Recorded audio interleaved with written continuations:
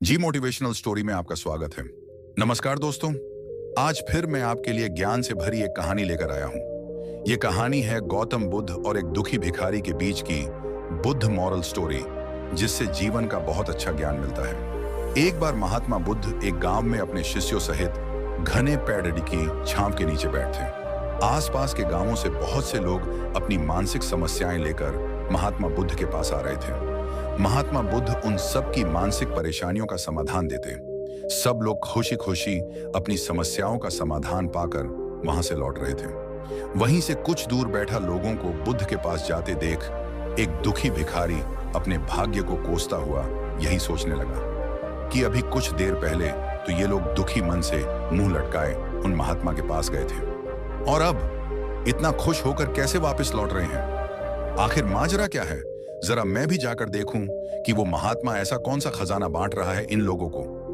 वे इतने प्रसन्न हुए कि उनके चेहरे लाल हो गए। जब वो दुख भिखारी कुछ नजदीक गया तो उसने देखा कि ये महात्मा तो लोगों को प्रवचन देकर लोगों के दुख का निवारण कर रहे हैं। यह देखकर भिखारी के मन में भी तीव्र इच्छा हुई कि क्यों न मैं भी इन महात्मा को अपना दुख बताऊं। मुझे भी अपने दुख का समाधान अवश्य मिलेगा।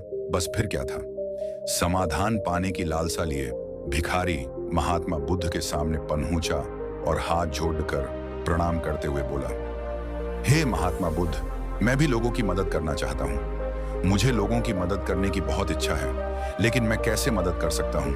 मैं बहुत गरीब हूँ। मेरे पास न तो पैसे हैं और न ही कोई ऐसी चीज जिससे मैं किसी की मदद कर सकूं। मैं कोशिश करने पर भी किसी की मदद नहीं कर सकता। मुझे भगवान ने इतना गरीब क्यों बनाया?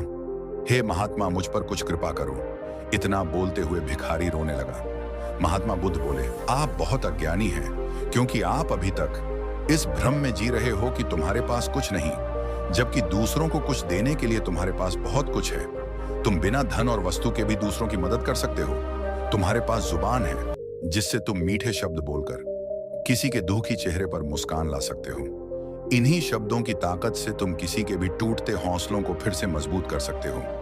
इन शब्दों की शक्ति से आप किसी के भी मन में सकारात्मक विचारधारा के बीज बो सकते हैं और उसे गलत रास्ते पर जाने से रोक सकते हैं। तुम्हारे दो हाथों से किसी भी कमजोर या लाचार व्यक्ति की सहायता कर सकते हो। आपके दो आंखें किसी अंधे को रास्ता दिखा सकते हैं। तुम किसी के लिए दुआ कर सकते हो। यह हो सकता है कि उनके बुरे काम फिर से हो जाएं।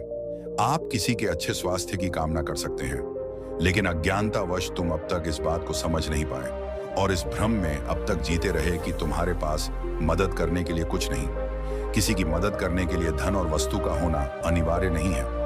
बिना धन और वस्तु के भी हम कई प्रकार से लोगों की मदद कर सकते हैं। महात्मा बुद्ध के ज्ञान से भरे ये सुंदर शब्द सुनकर भिखारी के चेहरे पर मुस्कान आ गई और वह खुशी से झूमता हुआ वहां से चला गया।